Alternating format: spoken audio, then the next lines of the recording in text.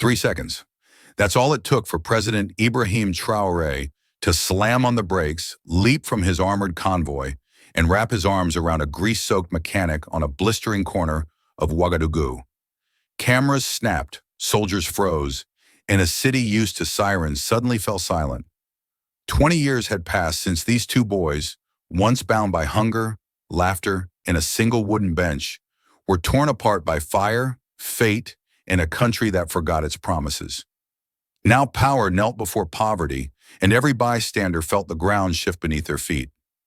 Because in that embrace lived every unspoken story of betrayal, injustice, and the stubborn hope that someone, somewhere, will still remember your name.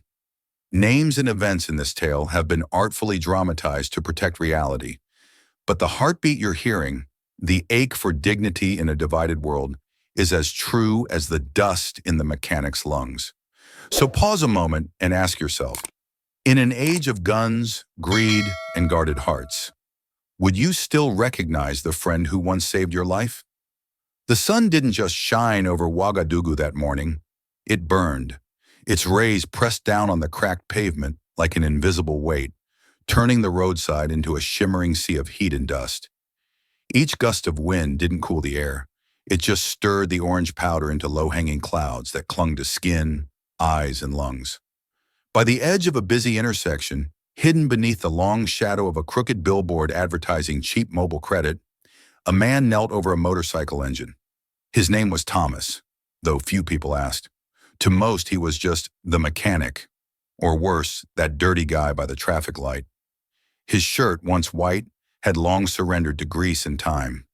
Oil streaked his forearms like war paint, and his fingernails had forgotten what it meant to be clean.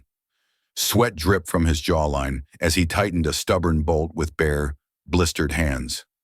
Behind him, a line of impatient customers had begun to form. "Hurry up," someone barked. "I've got work. I was here first. His place is a mess anyway. Let's just go to the guy 2 blocks down." Thomas didn't flinch, didn't look up, didn't defend himself. From a distance, a little girl's voice echoed faintly. "Papa!" "Mama said the rice water is running out." He paused just for a second and closed his eyes. The wrench in his hand trembled ever so slightly. Thomas had once been the top student in his entire district. At 14, teachers called him the boy with a president's brain. At 15, he helped half his class pass the national exam by tutoring them under a neem tree after school. At 16, he watched his home burn to the ground, taking his parents with it. And that was the last day he ever opened a textbook. With no one left but a younger sister to care for, Thomas made a decision that would change his life. He left school, sold his father's books for scrap metal, and apprenticed under an aging mechanic who spoke more to carburetors than people. Nobody saw the sacrifice. Nobody saw the promise he buried beneath bolts and ash. They only saw the oil on his clothes. One customer finally exploded. "You're too slow, always too slow. You'll die with that damn wrench in your hand."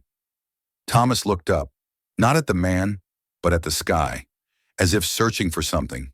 His voice, when it came, was almost too soft to hear. "I don't need pity. I just need today to pass." He turned back to the engine, not out of defeat, but out of purpose. Because Thomas didn't measure his days by success or praise. He measured them by what he didn't give up on. And he never gave up on his tools, or the quiet dignity of honest work.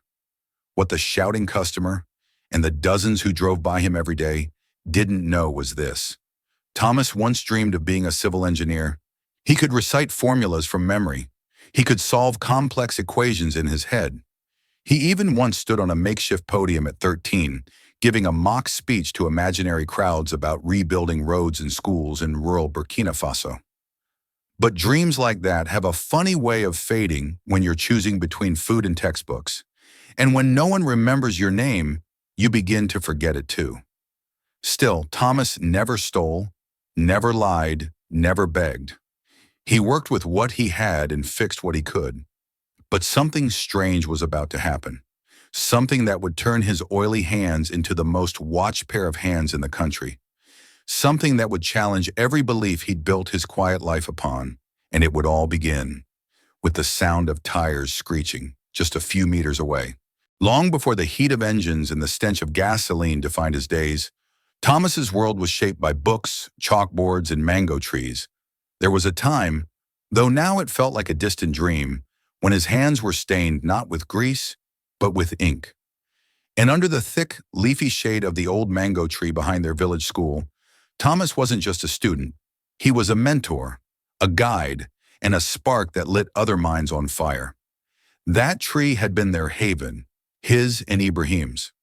After classes, while other boys chased goats or played with tin can cars, Thomas would open his weathered notebooks, and Ibrahim, always a little slower with numbers, would sit beside him, brow furrowed in frustration. Thomas never laughed when Ibrahim got an answer wrong. Instead, he'd say, "Try again. Break it into pieces. Math is just a language of patience." And Ibrahim would try, every single time. They sat there for hours, legs covered in dust, voices hushed, as if they were conspiring with the wind. Sometimes, when lessons ended early and the air grew golden with sunset, they'd talk about the future, wild, impossible futures. "One day," Thomas would say, pointing toward the horizon, "we'll build schools in every village. Not like this one.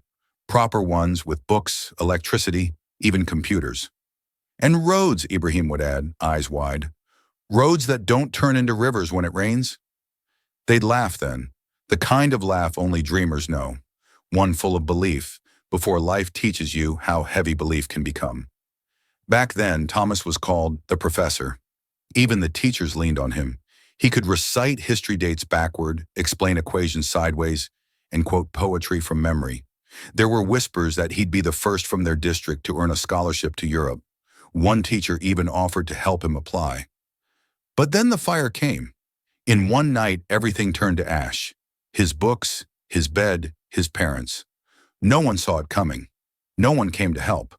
No one remembered the boy who always helped everyone else. And so the dreams faded, not all at once, but like steam rising from hot metal, slowly, invisibly, until all that was left was heat and silence. Now, years later, crouched under a battered motorcycle, Thomas's world had shrunk to inches and minutes. The tools were old, the ground was hard, and the customers rarely kind. But even as his life twisted and tightened like the bolts he worked on, Thomas carried a kind of quiet pride.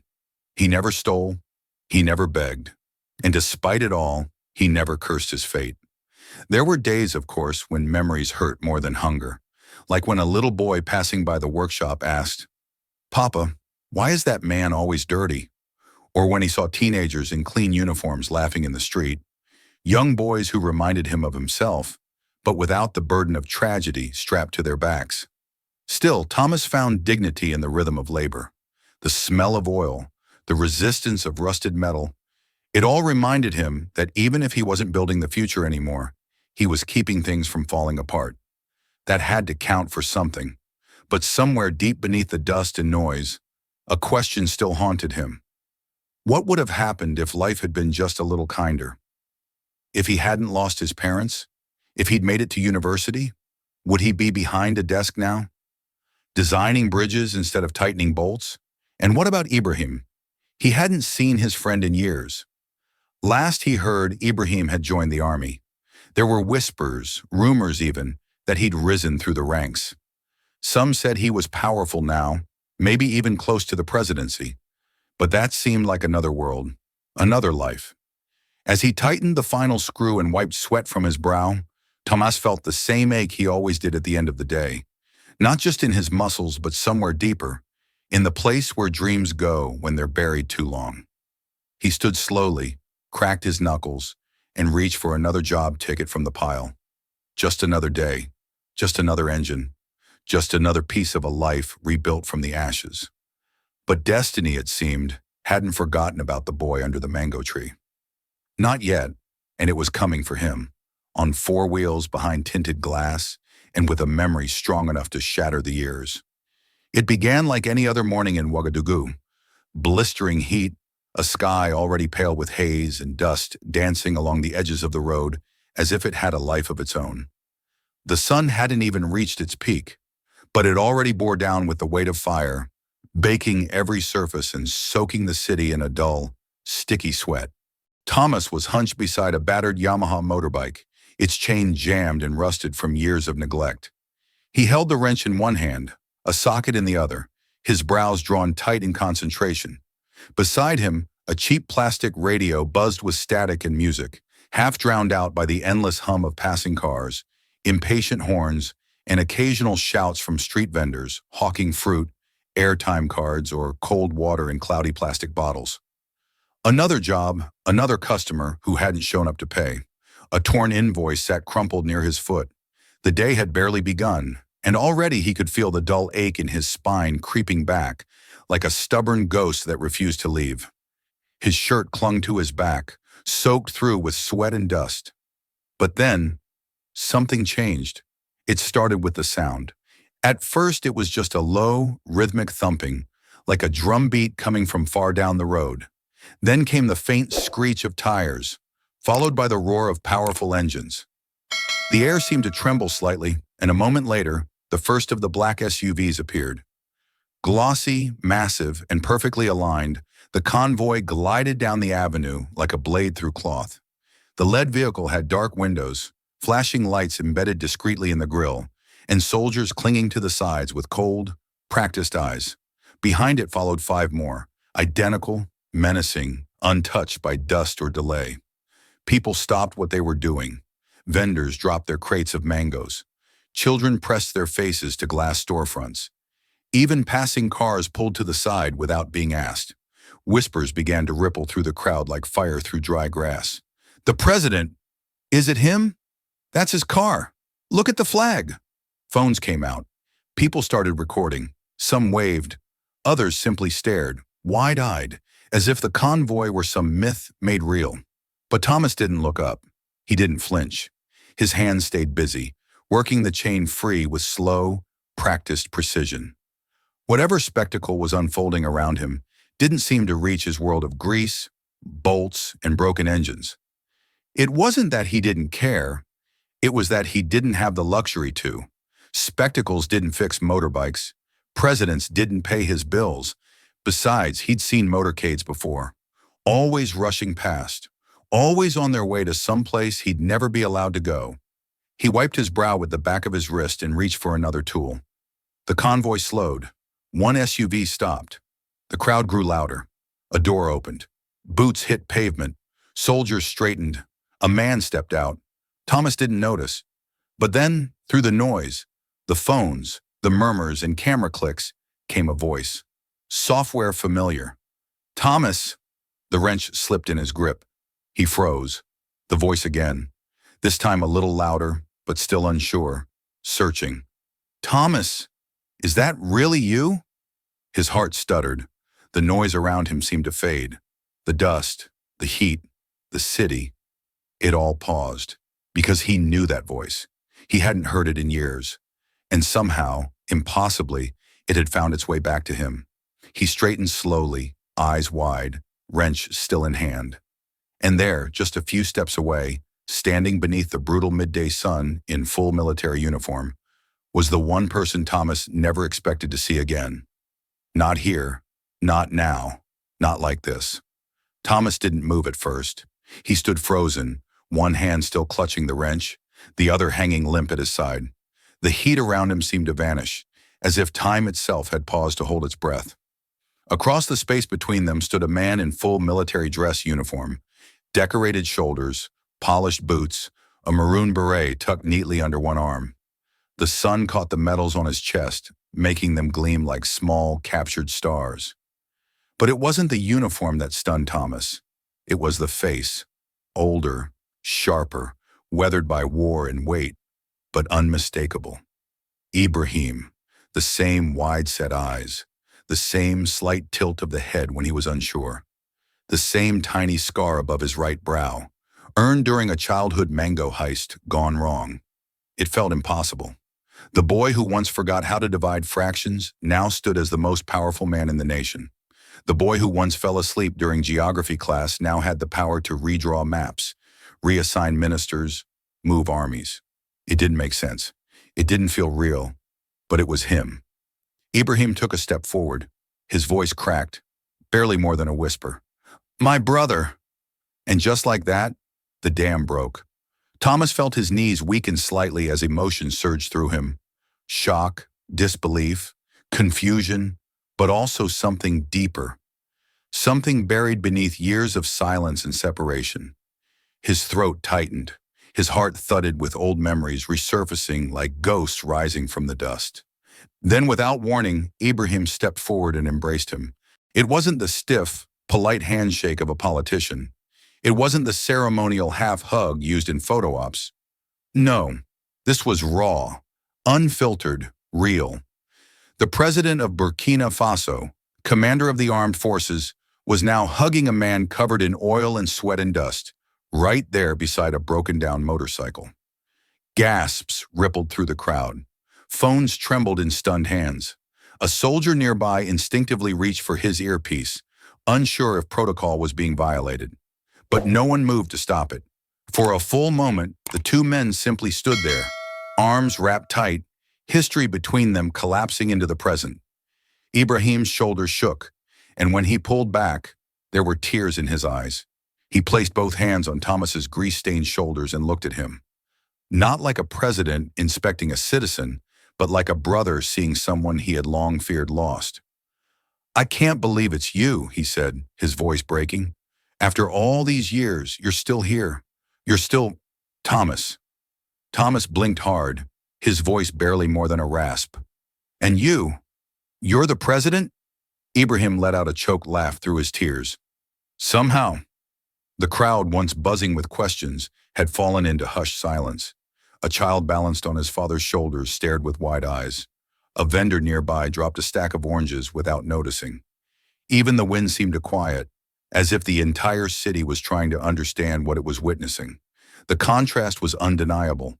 One man in a crisp uniform, shining and spotless, the other in torn pants, arms blackened with grease, sweat glistening on his face. But what united them now was far stronger than what separated them. And in that moment, titles and positions disappeared. There was no president. There was no mechanic. There were only two boys from a forgotten village, standing side by side again, as if time had bent just enough to let them remember who they used to be. Ibrahim stepped back slightly and scanned Thomas from head to toe, his smile filled with disbelief and grief. "You were the brightest of us all," he said softly. "The one who taught me how to think, how to believe." Thomas shook his head gently. "That was a long time ago." "Not long enough to forget," Ibrahim replied. He looked around, suddenly aware of the watching crowd, the flashing cameras, the stunned silence.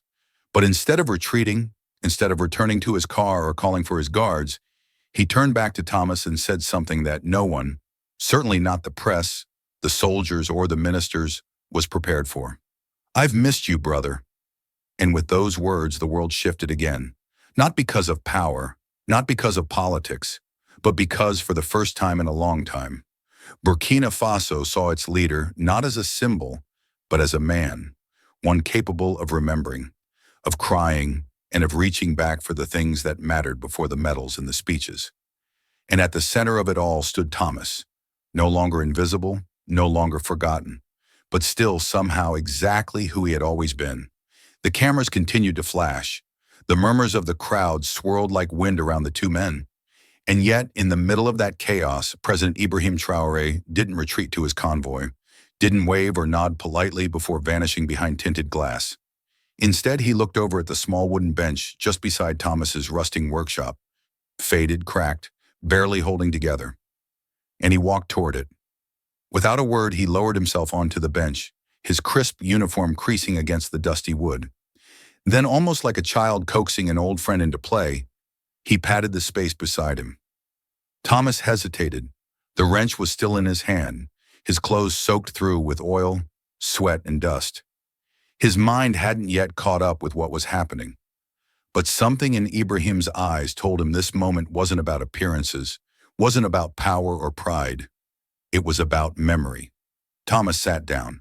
For a few seconds they said nothing. The world watched, holding its breath. Then Ibrahim broke the silence with a half-smile. "You remember the time we tried to steal mangoes from old man Kibale's farm?" Thomas blinked, then chuckled.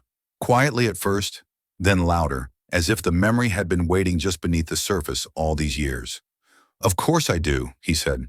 You got your shirt caught on the fence and screamed like a goat. And you, Ibrahim added, laughing now, ran so fast your shoe flew off and landed in the river. I wanted to go back for it, Thomas grinned, but you were crying too hard. I wasn't crying, Ibrahim said quickly, then paused. Okay, maybe a little. But that was the day I knew. Knew what? Thomas asked. That you'd never leave someone behind. Ibrahim looked down at his hands, even if it meant going barefoot. The smile faded slightly from Thomas's face. He stared ahead at the road, now quiet, now filled with the eyes of strangers watching a story they didn't understand. He didn't speak, but something inside him stirred. A memory, perhaps, of how it used to feel to believe you could change the world, when your biggest problem was getting caught with a stolen mango. Ibrahim turned to him again, more serious now. You were supposed to lead us. You were the one who taught me about justice. You were the one who used to say we could fix this broken country. I said a lot of things, Thomas replied softly. But they were true, Ibrahim said. I became president, Thomas. But you became invisible. How did I let this happen to you? Thomas shook his head gently. You didn't let anything happen. Life just chose different roads for us. Ibrahim's jaw clenched. That's not good enough. I should have looked for you. I should have made sure. You were busy trying to lead a nation, Thomas interrupted, and I was trying to keep a roof over my sister's head. We both did what we had to do. There was no bitterness in his voice, no accusation, just a quiet acceptance that only those who have lived hard lives can truly carry. Ibrahim leaned back slightly, letting his eyes wander to the edge of the sky. You know, I've sat in gold-trimmed chairs, signed laws, ordered soldiers. But nothing in all those years ever felt as real as this bench. Thomas smirked. It's older than both of us. I'd trade every chair in the palace for one more hour under that mango tree, Ibrahim said. Thomas looked at him then, truly looked, past the uniform, past the fame, past the weight of leadership, and saw the boy he once knew, the boy who forgot his math problems but remembered his promises, the boy who once believed, with all his heart, that two children could grow up and change a country together. That tree is gone, Thomas said. They cut it down to build a cell tower. Ibrahim winced. Of course they did. The two sat in silence again, not awkward but familiar, like a pause in a long, unfinished conversation. Around them, the world stirred with questions and whispers, but on that bench, the only sound that mattered was the memory of laughter in the shade, mango juice sticky on their hands, dreams spilling freely from their mouths. Finally, Ibrahim said, I'm not going to lose you again. Thomas didn't respond. He didn't need to. Some bonds don't need words. Just a bench, some dust, and the weight of everything left unspoken. The sun had shifted slightly now, casting longer shadows across the roadside as the day edged toward noon. The crowd still lingered, unsure if what they were witnessing was history in the making or just a strange dream under the Ouagadougou heat. But on that cracked wooden bench, beneath a thin sheet of dust and memory, time moved differently. Ibrahim leaned forward, elbows resting on his knees, the sleeves of his pristine uniform smudged now with oil and earth. He didn't seem to care. His voice, when it came again, was low, steady, and without the commanding tone he so often used in speeches. Let me help you, Thomas, he said. Let me do something for you. A new shop, a house, a scholarship for Amina. You deserve more than this. He gestured gently to the rusted tools, the peeling paint on the workshop walls, the battered sign above that hung slightly crooked. Thomas looked away. His eyes scanned the street, not in search of a miracle, but as if grounding himself in the world he knew. A motorbike coughed past. A boy chased a tire down the road. The real Ouagadougou, the version that wasn't shown on posters or presidential motorcades. You know what happens, Thomas said finally, when a poor man suddenly gets a suitcase of money? Ibrahim hesitated, unsure if it was a rhetorical question. He stops being a mechanic, Thomas continued, and starts being a target. People think he sold something, betrayed someone. Money changes how others look at you, and how you look at yourself. I don't want to change how I look at you, Ibrahim said. I just want to honor what you gave up, what you became, despite everything. Thomas sighed. It wasn't bitterness in his breath. It was the exhaustion of someone who had carried too much for too long and had grown used to not being asked what he truly needed. "I don't want charity," he said, turning to face Ibrahim, "but I do want something from you." Ibrahim straightened, eyes alert. "Promise me," Thomas said slowly, deliberately, "that you will make this a country where no child ever has to drop out of school to survive. That no boy with a mind full of numbers has to choose between his dreams and his family's next meal. Promise me you'll protect the ones who work with dignity, not just the ones who win votes." The words hung heavy in the air, cutting through the noise of the city. "That's what I want," Thomas finished. "Not for me, for the next Thomas, the one no one will see until it's too late." Ibrahim said nothing for a long moment. His gaze dropped to the dirt beneath his boots, to the oil-stained ground where so many of Thomas's days had passed unnoticed. When he looked back up, his eyes glistened, not with the weight of guilt, but the weight of responsibility. "I promise," he said, "on my name, on my soul, I will do more. I will begin today, with you." Thomas didn't nod. He didn't smile. But there was a shift in his shoulders, a subtle softening, like a man letting go of a weight he never asked to carry in the first place. "Then get up," he muttered. "You're sitting in grease." Ibrahim laughed, loud and unrestrained, the kind of laugh that drew curious stares from his bodyguards. As he stood, brushing off his uniform with no real success, he looked around at the workshop again. Not with pity this time, but with vision. "We'll start here," he said, "not with palaces, with tools." And just like that, the promise between them, once whispered under a mango tree, was spoken aloud again, this time in the open air, for all to hear. A different kind of power was born that day, not from a podium, but from a bench, a mechanic, and a president who remembered where he came from. The morning after felt like every other morning before it.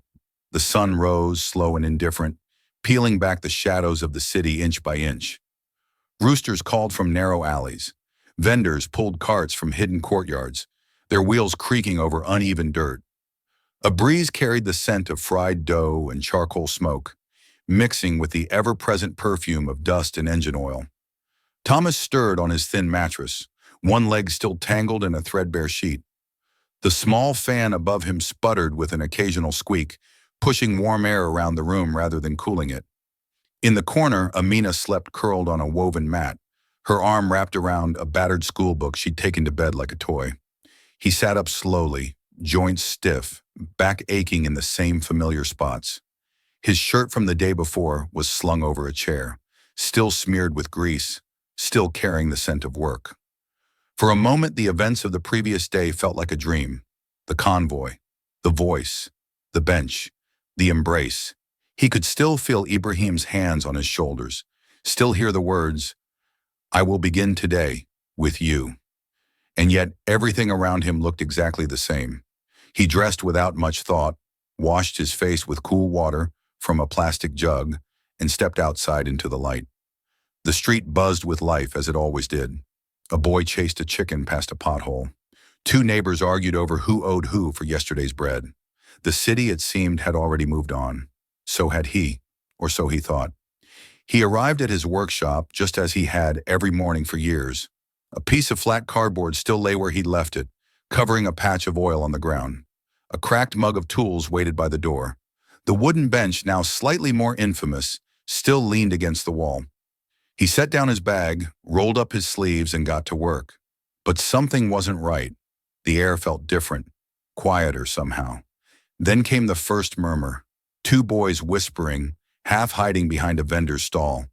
One pointed toward the workshop. The other pulled out a cheap smartphone, already recording. Moments later, two more people appeared. Then 5, then 10. All standing at a distance, unsure if they should get closer, unsure what exactly they were waiting for. That's when Thomas heard it, the low, unmistakable thrum of engines approaching. Not scooters or taxis, but heavy vehicles with power under the hood. He turned. The convoy was back. But this time, it was different. Instead of speeding through the intersection, the black SUVs slowed deliberately and came to a stop just in front of the workshop. Soldiers stepped out, not in urgent formation, but with calm precision. Behind them came something Thomas never expected to see outside his small patch of oil-stained concrete. Journalists. Real journalists. With cameras, microphones, tripods. One was already broadcasting live, but that wasn't all. A small wooden stage had been built on the dirt beside his shed, just high enough to stand above the crowd that had now gathered in droves. Loudspeakers flanked the platform. A single microphone stood at the center, waiting. Behind it all, a banner had been hung with bold black letters that simply read, "Service, sacrifice, strength." Thomas stepped back slowly, hands still dirty from the engine he had been tinkering with. The noise of the crowd was rising now. Curious voices, some excited, others skeptical. Is he back? What's going on? That's the mechanic, right? What's happening now? From one of the SUVs, the passenger door opened. Ibrahim stepped out, again in uniform, though this time less formal. His sleeves were rolled up. His pace was steady, deliberate. As he approached the crowd, he didn't wave. He didn't smile for the cameras. He walked straight toward Thomas. Thomas felt every eye turn toward him, every phone rise to record, every breath catch in anticipation. He had no idea what was coming next, and neither did the nation. But one thing was clear. This wasn't just a visit anymore. It was something bigger, and it had only just begun. The murmurs quieted as Ibrahim stepped onto the small wooden stage, his boots thudding softly against the planks. The microphone stood still before him, untouched, surrounded by silence that felt both reverent and electric. Around the platform, the crowd pressed in. Shopkeepers, school children, vendors, curious bystanders, some with arms crossed in skepticism, others with phones held high, recording history in real time. Even the soldiers stood further back now, unsure if they were guarding the president or bearing witness to something bigger than protocol. Ibrahim took a breath, then leaned slightly toward the microphone. His voice, when it rang out, was steady, not like the booming voice he used in political rallies, but warmer, deeper, shaped by memory. "People of Burkina Faso," he began, "I stand before you today not as your president, but as a man who remembers where he came from." There was a pause. No one moved. Not a single whisper broke the air. He continued, "I want to tell you a story about a boy from a small village, a boy who was the best in our class, who used to help us with math, even when we were too slow to understand. A boy who tore his only shirt in half just to wrap my bleeding knee when I fell. A boy who had dreams, not just for himself, but for all of us. He once told me, 'Ibrahim, one day we'll fix this country together.'" His voice wavered slightly. He cleared his throat and looked directly at Thomas, who stood frozen near the workshop's entrance, covered in oil, hands still trembling slightly from the wrench he hadn't had time to put down. "But life," Ibrahim said, "had other plans." He turned back to the crowd. "When a fire took his parents, that boy left school.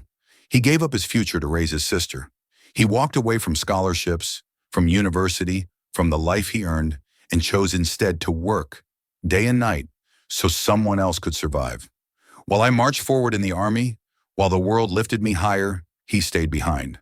Not because he failed, but because he chose sacrifice over ambition." Gasps echoed softly from the crowd. Some looked at Thomas with new eyes. Others wiped at their cheeks, unsure how dust had suddenly become tears. Ibrahim's voice grew firmer now. "This man you see here, the one with oil on his hands, sweat on his brow, he reminded me yesterday of what leadership is. Not speeches, not uniforms, not titles, but service, loyalty, quiet strength." He turned toward Thomas again. He asked for nothing, no money, no favors, no fame. All he wanted was one promise, that I make this a country where no child is forced to drop out just to survive, and I will. Applause began slowly, uncertainly, as if the crowd wasn't sure whether clapping was allowed in a moment so personal. But it spread, quickly, loudly. Soon the stage trembled beneath the sound of hands slamming together. The air filled with shouts. "Long live the president! Honor the mechanic! This is the leader we need." But Ibrahim wasn't finished. He raised one hand and the crowd quieted again. "Today," he said, I speak his name not as a secret between boys under a mango tree, but as a name the whole nation should know. The name of a man who gave everything, asked for nothing, and reminded his president what it means to serve. He turned and pointed to the workshop behind him. Thomas, the mechanic, the mentor, my brother. Cameras flashed. People shouted his name. Some cheered, some wept. But Thomas, still standing at the edge of the crowd, looked as if the air had been knocked from his lungs. He hadn't prepared for this. He hadn't even changed clothes. He wasn't meant to be a symbol. He was just trying to fix a motorbike. And yet here he stood, his name spoken not in anger or pity or passing familiarity, but in pride, in gratitude, in front of a nation that had never known who he was until now. The applause rose again, louder this time, not just for a speech well spoken, but for a story finally told. And somewhere inside the chest of a man who had forgotten how to dream, something flickered back to life. The applause still echoed in the air when President Ibrahim raised his hand once more, signaling for calm. The energy in the crowd hummed, 1,000 breaths held at once. As eyes darted between the stage, the mechanic's shed, and the man at the heart of it all, Thomas, whose world had begun that morning with bolts and broken engines, and who now stood bathed in sunlight and national attention. Ibrahim stepped back to the microphone. His tone shifted, less personal now, more resolute, the voice of a leader with intent, not just memory. Today we begin a promise, he said, not with words but with action. He turned and gestured toward a group of officials standing near the convoy. They moved quickly, unfolding a large easel and pulling back a cloth cover. The image revealed was a printed blueprint, bold, clean, and unmistakable. A technical training center, sprawling and modern, with solar panels, classrooms, tool stations, and dormitories. This, Ibrahim continued, will be Thomas Vocational Institute for Skilled Youth, a government-funded training center that will teach mechanics, engineering, and craftsmanship to the next generation. It will stand here on this ground where real work has always been done, and it will be led by the man who taught me more than any book or officer ever could. There was a brief moment of stunned silence before the crowd erupted into cheers. Thomas blinked rapidly, staring at the image, trying to process what he was seeing. His workshop, reborn as a place of learning and legacy. Not just a shelter of survival, but a factory of futures. But Ibrahim wasn't finished. He turned toward the edge of the crowd and spotted a small figure peeking out from behind the workshop door. "Amina," he said gently into the microphone, "come here." The little girl hesitated, her eyes wide, clinging to the edge of the doorway. Then slowly, as the crowd parted like water before her, she stepped forward, barefoot, shy, her dress slightly wrinkled, schoolbook still tucked under one arm. Ibrahim knelt to her level and smiled. "You are the pride of your father," he said, loud enough for everyone to hear. "And from this day forward, the future of this country, you will receive a full scholarship from primary school to university, anywhere in the world you wish to study." Gasps rippled through the crowd again. Amina looked up at her father, confused, overwhelmed. Thomas didn't move. He couldn't. His throat was tight, his legs suddenly unsteady. Esther stood just behind her daughter now, her hands clasped together, tears already streaking down her cheeks. Ibrahim saw her and extended a hand. "Madam Esther," he said warmly, "your strength built this family. Your quiet courage kept them standing. And we see you. To honor you, the government will fund and fully stock a modern supermarket in your name, to be owned and managed by you. Your days of worrying about survival are over." She gasped audibly, one hand flying to her mouth as the crowd burst into another wave of applause. A reporter shouted, "Madame Esther, how do you feel?" But she couldn't speak. Her knees buckled slightly and Thomas rushed forward to hold her steady. All around them, people were clapping, crying, taking pictures, chanting names. But inside Thomas, everything had gone very still. Ibrahim stepped forward once more and looked his old friend in the eye. "You gave everything and asked for nothing," he said. "Now let us give something back." Thomas opened his mouth to respond, but no words came. He turned to look at his daughter, now laughing with wide eyes, his wife sobbing into her hands. The blueprint of a building that would carry his name, and all he could manage, barely above a whisper, was, "I only wanted to be remembered." And now he was, by a crowd, by a nation, by the very friend he thought he'd lost to power. The week after the president's visit passed in a surreal blur. Thomas's name was on every radio station, his photo plastered across social media.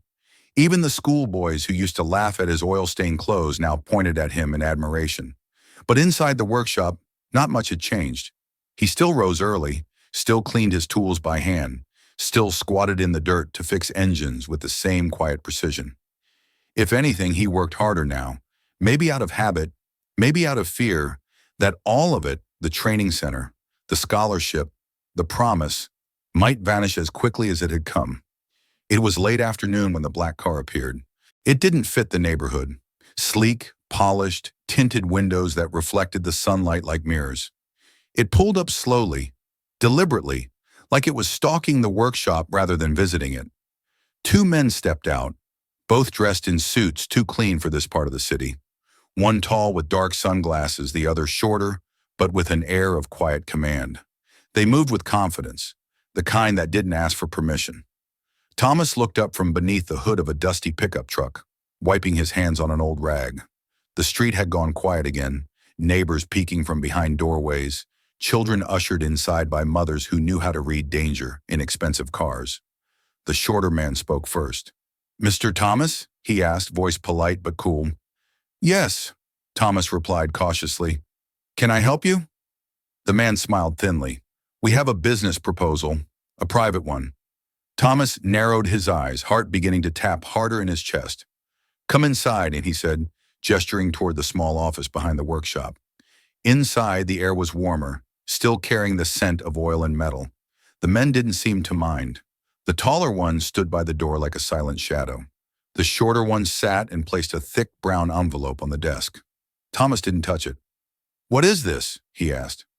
5 million CFA, the man said plainly. "That's just the beginning. We know you're close to the president. Everyone knows now. And we know he trusts you." Thomas didn't respond. The man leaned in slightly. "What we want is simple, very simple. At his next visit, you offer him a drink. One we will provide, just a drink. That's all." Thomas blinked, trying to comprehend what he was hearing. "You want me to poison the president?" he asked, voice sharp. "Shh," the taller man warned, glancing outside through the slats of the window. "Not poison. It's just something that will make him ill. He'll be out of the way for a while, and you'll be safe. We have people in place. You won't be implicated." The shorter man opened his briefcase and pulled out a small, flat package wrapped in foil. He didn't slide it across the table, but placed it carefully in front of himself, as if it were something sacred. Then he looked back up at Thomas with the smile of a man who had done this before. "In addition to the money," he said, "you'll get your own auto shop, fully funded, homes in Abidjan and Dar es Salaam. Your daughter will study in Europe, all expenses paid. You will never touch Greece again." Thomas stood slowly, his hands still filthy from a day's labor, but now trembling slightly. "Let me think about it," he said, voice flat. "Come back in 2 days." The men smiled in unison, as if they had already won. "Good decision," the short one said. They stood, straightened their suits, and left without another word, the envelope still sitting on the desk like a cancer. As soon as the car disappeared down the road, Thomas locked the door behind them. He stared at the envelope for a long moment, then picked it up like it was something toxic and shoved it into a drawer. He rushed home, breath unsteady. "Esther!" he shouted as he burst through the door. His wife turned from the cooking pot, startled. "What is it?" He told her everything. The men, the offer, the money, the plan. Esther's face turned pale. She dropped the spoon in her hand, covering her mouth in disbelief. "They want to kill him," she whispered. "The man who helped us?" "I won't do it," Thomas said firmly. "I just needed them to believe I would. Now, I need to warn him." Esther stepped forward, placed a hand on his chest, eyes wide with fear. "You know what this means?" "Yes," Thomas answered quietly, "but I'd rather die loyal than live a traitor." The street felt longer that evening, the same broken pavement, The same flickering lampposts, the same old tin roof homes lined the way. But something had changed. Or maybe Thomas thought he had. The sound of his boots against the ground was heavier than usual. His shoulders hunched slightly forward as if the weight of the brown envelope, now hidden deep in his bag, had seeped into his bones. The sky above was fading into a bruised orange, with dark clouds rolling in slowly from the east. A storm was coming. The city knew it. The wind carried it. But the storm inside Thomas had already arrived. He walked past familiar faces, neighbors who once ignored him, now nodding respectfully, even calling his name. "Thomas!" one of them waved. "Our hero!" Another smiled. He lifted a hand in reply, forced a tight smile, but his steps never slowed. Every kind word felt like a blade now. Every cheer like an accusation. "They don't know what I'm carrying." His mind spun with fragments of the conversation, with the image of the suitcases, the men, their calm smiles. The sound of Ibrahim's voice echoed over them all. "You reminded me what leadership is." Thomas clenched his jaw.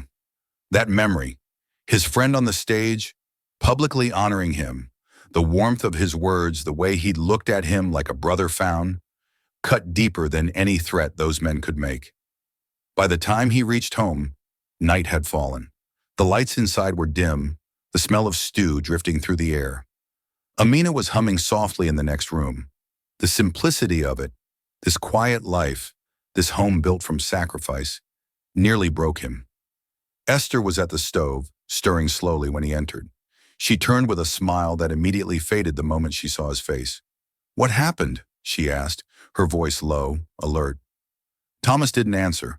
He walked to the small wooden table, pulled out the chair, sat down heavily, and dropped the envelope onto the surface.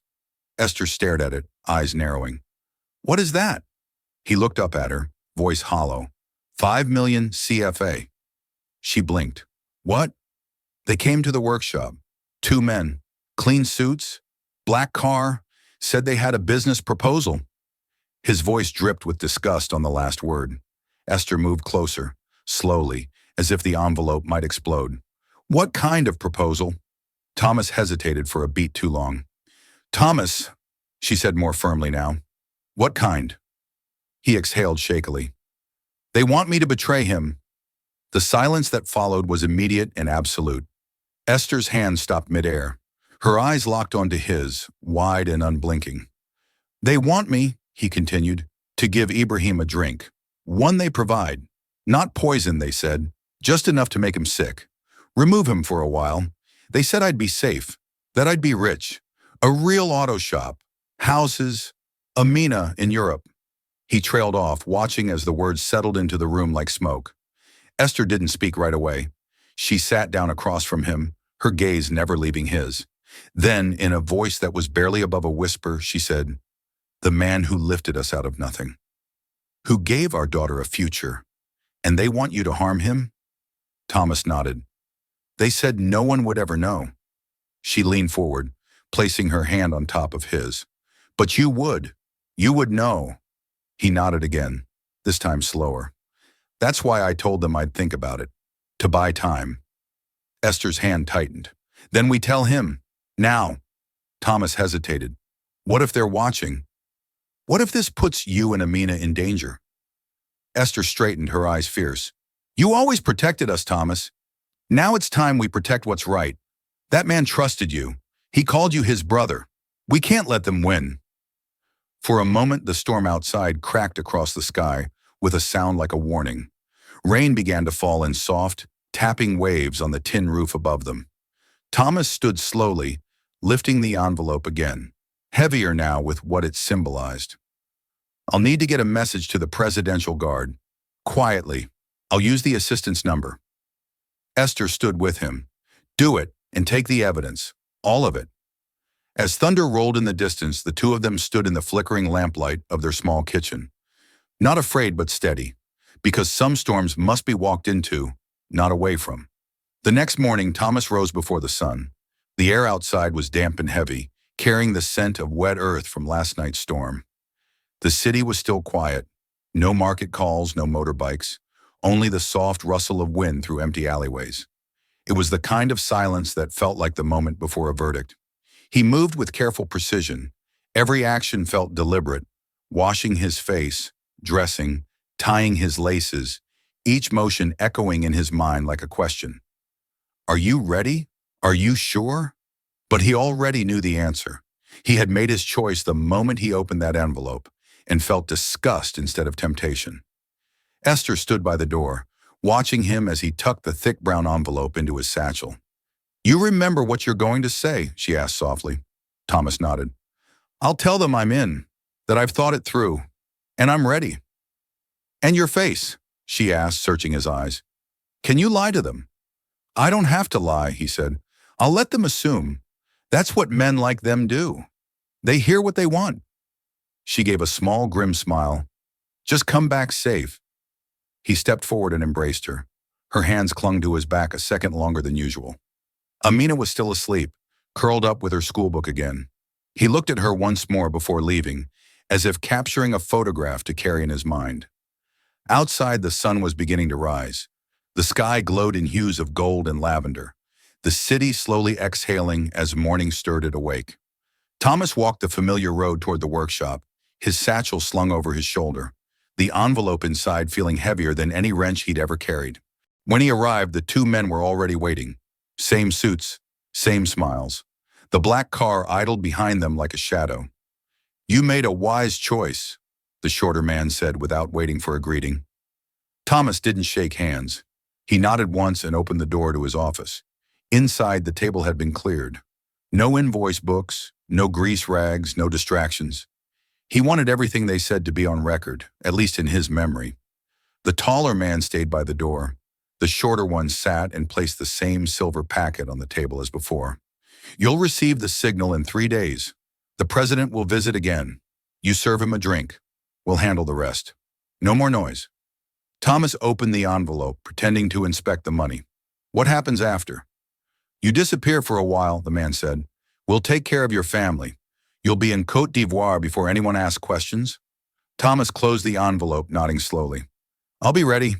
The men stood. The shorter one straightened his jacket. The taller one gave a small smirk. Good man, the short one said. We don't forget loyalty. Thomas didn't answer. He simply walked them out and watched the black car vanish into the rising sun. As soon as they were gone, he locked the door and moved quickly. He pulled a slip of paper from his drawer, the number he had written down the night before. It belonged to one of Ibrahim's senior assistants, a man Thomas had only spoken to once, briefly, after the stage event. He took a breath, picked up his old landline phone, and dialed. When the voice on the other end answered, he spoke clearly. This is Thomas. I need to see the president. Privately. It's urgent. The voice hesitated, then responded. I'll call you back in 15 minutes. 15 minutes later, the meeting was confirmed. Late that evening. No entourage, no fanfare. Thomas sat down, placing the envelope on his lap. He stared at it for a long time. There were 1,000 reasons not to get involved. Fear, danger, doubt. But none of them outweighed the single reason he couldn't stay silent. Trust. He had been trusted with a promise, and that, to Thomas, was worth more than any bribe in the world. The presidential palace at night was a different world, quiet, towering, and cold. Its white columns glowed under the spotlights, and the wide steps leading to the entrance seemed to stretch longer than Thomas remembered. A pair of guards in ceremonial uniform stood motionless at the gate. They didn't ask who he was. They didn't need to. Someone had clearly been instructed to expect him. He was escorted silently through a side corridor, his footsteps muffled by thick carpet. Marble walls rose around him, tall and indifferent, displaying portraits of leaders past. In his satchel, the brown envelope shifted with each step, a silent reminder of why he was here. Finally, the aide led him to a modest room, not the grand conference halls he had seen on television, but a smaller chamber, private, dimly lit, where decisions were made without cameras. President Ibrahim Traoré stood by the window, his back turned, his uniform jacket folded neatly on a nearby chair. He wore a plain white shirt now, sleeves rolled up, as if stripped of the weight of his office just for this moment. When he heard the door close, he turned. Thomas, he said simply. Thomas nodded, unsure whether to salute, to bow, or to speak. So he walked forward, slowly, quietly, and placed the envelope on the table between them. Neither man touched it. For a long moment they just stood there, the silence dense between them. Then Thomas finally spoke. "They came to my shop 2 days ago," he began, "in a black car, suits, smiles too practiced, said they had a proposal." He paused, making sure Ibrahim was really listening, not as a president, but as a man. "They offered me 5 million CFA, said I could own a full-service garage, overseas homes. Amina would study in Europe." He swallowed hard. "They told me to give you a drink, said it wouldn't kill you, just enough to make you disappear for a while." Ibrahim's face remained still, but his eyes sharpened. "Disappear," he repeated. Thomas nodded. "They want to move you out of the way, said they had people ready to take over, promised I'd be protected." There was no dramatic flourish in his voice, no need for embellishment, just the raw truth laid bare. "I told them I needed time to think. I told them to come back later." He looked up. "Then I called you." Ibrahim stepped closer to the table, eyes on the envelope. He still didn't touch it. "They gave you this?" he asked. Thomas nodded again. "And that," he added, reaching into his bag and pulling out the foil-wrapped packet the men had left behind. He set it down gently next to the envelope. The room felt colder now. Ibrahim stared at the two objects, symbols of betrayal, promises of power wrapped in silence. He reached out, picked up the envelope, opened it, and glanced at the money inside. Then he opened the packet and studied its contents for only a moment before setting it back down. Then he looked up. "You just saved my life," he said quietly. Thomas's jaw clenched. "I didn't do it for thanks." "I know," Ibrahim replied. "That's why it matters." He walked away from the table and turned his back again, facing the window. Below them, the gardens glowed faintly, the distant sound of a fountain barely audible. After a long pause, he spoke again. "You could have taken the money. You could have vanished. You could have been set for life." Thomas shrugged. "I was already set. I had my family, my name, my peace. I wasn't going to trade that for guilt." Ibrahim turned around, his voice steady now, filled with something Thomas hadn't heard before. Something like awe. "Most men would have." "Well," Thomas said, allowing a trace of humor to return to his voice, "I'm not most men." Ibrahim smiled, but it was brief. His expression turned serious once more. "I'm calling a security meeting tonight. This needs to be handled immediately and quietly. No one else knows?" "No one but Esther," Thomas said, "and she'd rather fight a war than betray a friend." The president nodded. "Good. Then we act before they do." As he reached for the secure phone on his desk, he paused, looking Thomas directly in the eye. "After this, nothing will be the same." Thomas exhaled slowly. "It already isn't." And as the guards were summoned and protocols activated, both men knew that a quiet choice had just disrupted a dangerous storm, and that sometimes the bravest act wasn't fighting on a battlefield. It was simply doing the right thing, when no one else would. The operation began before dawn. Within hours of Thomas's confession, President Ibrahim had summoned his most trusted security officials, those who owed their loyalty not to titles or parties, but to principle. No loud alarms, no public announcements, only quiet instructions delivered through encrypted lines and nods in dim corridors. By sunrise, a small team of plainclothes agents had already begun tailing the men in the black car. They were easy to find. Arrogance made people sloppy. The agents traced the vehicle to an upscale hotel just outside the city center, a place frequented by diplomats and foreign businessmen. The car was parked in the back lot, far from the main entrance, as if hiding in plain sight. The two men, still dressed in their pristine suits, were registered under false names. Their room was on the 4th floor, near the fire escape. One of them had ordered room service 3 times since the meeting with Thomas. The other had requested a secure, private internet connection, standard for business travelers, but too clean for local deals. At 8:47 a.m., a hotel maid knocked on their door, card in hand. No one answered. She waited precisely 7 seconds before swiping the master key and stepping in, just long enough for the agents outside to move into position. At 8:49 a.m., the door burst open. Three agents entered with weapons drawn and voices firm but calm. "Hands where we can see them." The shorter man, the one who had spoken to Thomas, froze mid-call, a burner phone in hand. The taller one reached slowly for a wallet but was quickly pushed to the ground and cuffed. There was no resistance, no shouting, only a flicker of surprise on both their faces, like boys caught sneaking candy out of a locked cabinet. They didn't ask what this was about. They already knew. Back at the secure wing of the presidential compound, the two men were placed in separate rooms, cold, undecorated, built for pressure. The interrogation was methodical, professional, but not gentle. At first, they denied everything. "We're investors," said the shorter man. "We were scouting business opportunities." The agent said nothing, only placed the brown envelope and the foil packet on the table between them. Then the recordings followed. Audio files from a hidden device planted in Thomas's office during the meeting. Clear voices, clear intentions, clear guilt. The denial ended. The taller one broke first. "It wasn't our idea," he mumbled. "We were hired." "By who?" "People close to the cabinet, businessmen, military connections. They said the president was too unpredictable, too honest, that he was disrupting the balance." "And what were you promised?" "A cut," the man said. "Positions, access, protection." The shorter man in the room next door told a similar story, but with more detail. He named names, not just middlemen, but figures with influence. A former minister, a regional governor, and a high-ranking official in the defense sector. Men who had once cheered Ibrahim's rise, now scheming in the shadows to end it. The plan was simple, he confessed.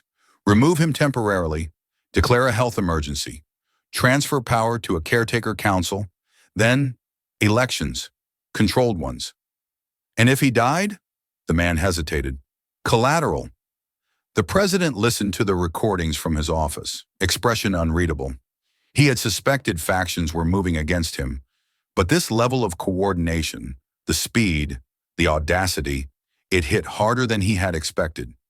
Still, he said nothing until the final tape ended. Then he stood, looked at the agents before him and said, "This goes no further than this room." "Not yet." One of them nodded. "Understood, Mr. President." He turned toward the hallway, where Thomas now waited in silence. His friend stood beside a worn chair, still dressed in his work clothes, hands clasped in front of him, like a man waiting for judgment. "You were right," Ibrahim said softly. "You were the only one who saw it coming, and the only one brave enough to act." Thomas didn't speak. He didn't need to. The look they shared said enough. Gratitude, trust, and the quiet knowledge that while power invites enemies, it's loyalty that keeps a leader standing. And in this case, it wasn't a general or an advisor or a politician who had protected the president. It was a mechanic. The interrogation chamber had no judge, no jury, and no robe-clad officials, but it might as well have been a courtroom. The air inside was heavy, not with heat, but with the weight of exposed truth. At the far end of the room sat the two men in suits, now stripped of their confidence, wrists cuffed, clothes wrinkled from hours of questioning. Their eyes darted nervously between the guards stationed at the door and the man approaching from the far hallway. President Ibrahim Traoré entered without fanfare. No formal introduction, no announcement, just footsteps echoing against the tiled floor and the sudden tension that gripped the room as he stepped into view. He didn't sit. He didn't raise his voice. He simply stood there, in front of the men who had tried to orchestrate his fall. "Why?" he asked. The word was soft, but sharp, cutting through the silence like glass. The shorter man shifted in his chair, swallowing hard. I was sent. They offered me things. Money, protection, a place in the new government. I didn't think." "You did think," Ibrahim interrupted. "You thought about wealth, about power. You just didn't think about the country." The taller man glanced away, jaw clenched. "We didn't mean to kill you." Ibrahim stepped closer. "But you were willing to try." No one spoke. From behind him, Thomas entered quietly. He stood just off to the side, hands folded, expression unreadable. When Ibrahim nodded at him, he stepped forward, slowly, calmly. And then he looked the two men in the eyes, not with anger, but with the sharp clarity of someone who had seen too much and survived it. You want to blame the system, Thomas said. Blame corruption. Blame politics. Some of you even blame the devil. But don't. He took another step. You had a choice. His voice was firm now, not loud but impossible to ignore. You chose evil. You looked a man in the face, a man who's trying to make things better, and you decided he was inconvenient. You wanted power, not change. Comfort, not courage. The room was silent. Even the guards looked shaken. Ibrahim's eyes didn't leave the men in front of him. You could have used your intelligence, your connections to build something. Instead, you tried to destroy. We were scared, the shorter one mumbled. Then you should have stood beside me, Ibrahim said. Not against me. He turned to the lead officer. They'll be charged, publicly, and every name they gave us will be investigated, no matter how high it goes. Yes, Mr. President. As the guards moved in to escort the men away, Thomas remained still, watching them disappear behind the steel door. He didn't feel triumphant. He didn't feel like a hero. He felt relieved. Later that day, the story broke. First on one news station, then on 10. By nightfall, the entire country was buzzing. A mechanic saves the president from a coup attempt. Social media exploded with images of Thomas standing beside the president. Talk shows praised his integrity. Newspapers printed headlines that read like legend. The man with greasy hands and a clean heart. When power was saved by loyalty. In schools, teachers paused lessons to tell their students what happened. In homes, fathers told sons, "Be like Thomas." And in marketplaces, strangers nodded respectfully when he passed, some whispering his name like a prayer. But Thomas didn't bask in the attention. He returned home quietly, kissed his daughter's forehead, and sat beside Esther at the dinner table like it was any other day. Because for him, it had never been about headlines. It had been about a promise, and the choice to keep it. By sunrise the next day, the story was everywhere. What began as whispers in alleyways and side street cafes had erupted into headlines across the nation. Television anchors, radio hosts, and social media influencers all repeated the same name with reverence and awe. Thomas, the mechanic who saved the president. Newspapers printed bold, unforgettable titles. The man who said no, from oil-stained hands to national honor. He refused $5 million to save a nation. Photos of Thomas taken during the press conference and leaked from inside the palace circulated like wildfire. Some showed him standing beside President Ibrahim, quiet and resolute. Others captured the moment he placed the brown envelope on the president's desk, his face calm, unwavering. Each image told the story of a man who had made a quiet, moral choice, and in doing so, shook the country awake. At schools, teachers paused their lessons to recount the story to wide-eyed students. Young children stood up proudly and chanted, "We want to be like Thomas. Courage is greater than money."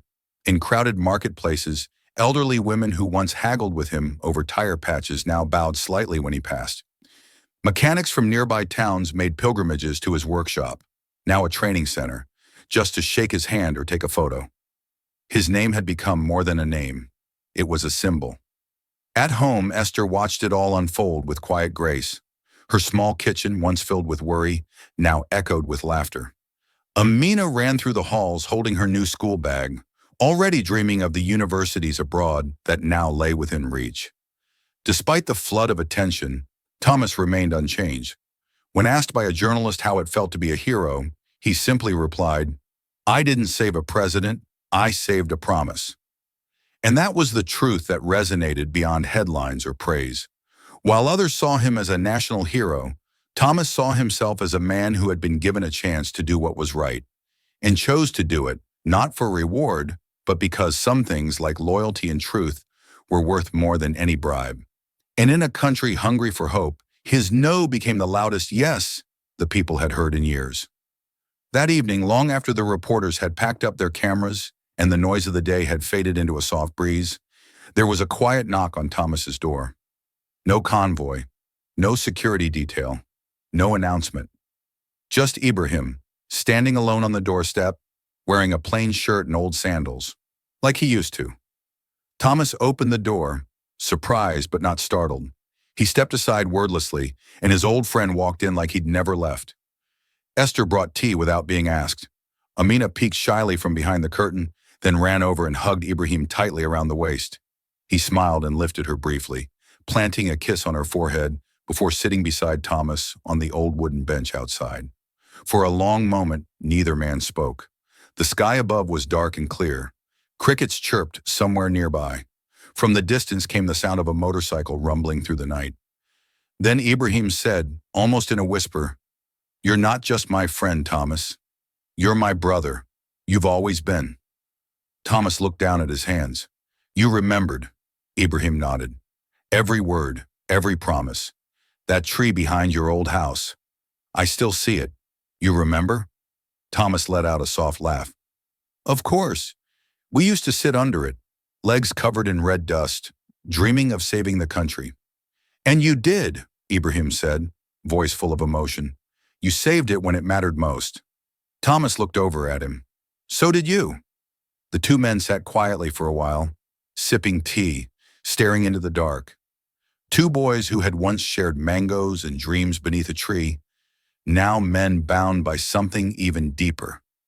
A brotherhood sealed not by blood, but by choice. In the days that followed, something remarkable happened. The story of Thomas didn't fade like a trending headline. It sparked a wildfire of public consciousness. Across Burkina Faso, the people began to speak, not with anger, but with clarity. Farmers wrote letters. Teachers stood on school steps. Factory workers marched, not in protest, but in unity, calling not for revenge, but for reform. We want schools where no child drops out. We want jobs built on skill, not on favors. We want leaders who remember where they come from. The message was clear: be like Thomas. And Ibrahim listened. In an emergency session, he introduced a sweeping package of social programs, scholarships for children of laborers, grants for small tradesmen, and a national fund for technical education. But what mattered most was how he spoke of it. This movement, he told the nation, didn't begin in parliament. It didn't begin in a palace.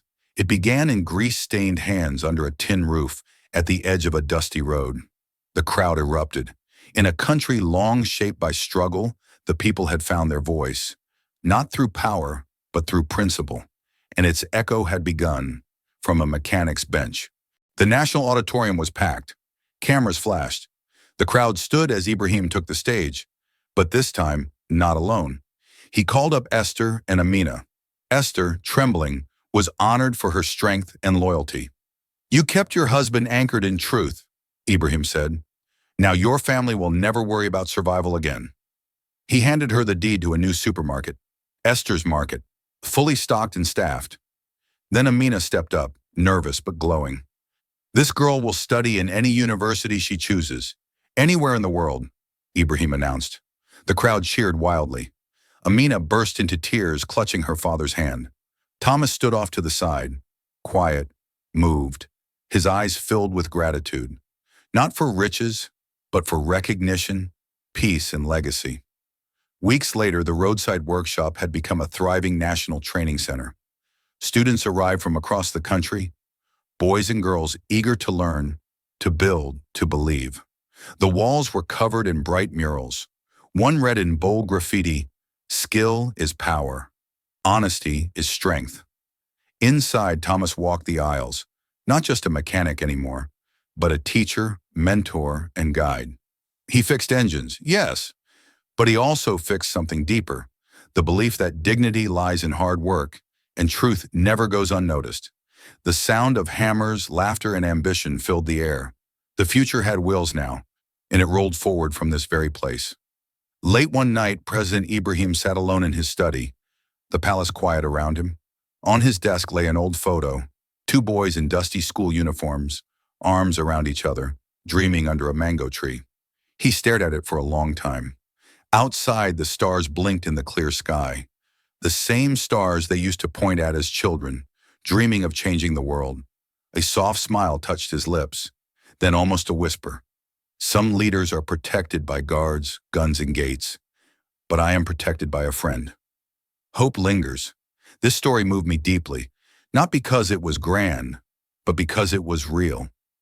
Thomas didn't seek power or praise, just a chance to live with dignity. And somehow that simple wish inspired a president and uplifted a country. It made me wonder, what if more leaders remembered where they came from? What about you? Who in your life reminds you to stay grounded and true to your values, even when no one's watching? If this story touched you, don't let it stop here. Like, share, and subscribe to Captain of Truth, where every voice matters and every story echoes far beyond the screen. This story is a fictionalized and dramatized narrative created for educational, inspirational, and storytelling purposes. While it may be inspired by real public events, people, or societal issues, it includes imagined dialogue, reconstructed scenes, and character interpretations meant to highlight broader themes of justice, dignity, and resilience. Any resemblance to actual events or individuals beyond public knowledge is purely coincidental. We do not intend to defame, mislead, or harm, but to invite reflection and meaningful conversation. Thank you for watching Captain of Truth.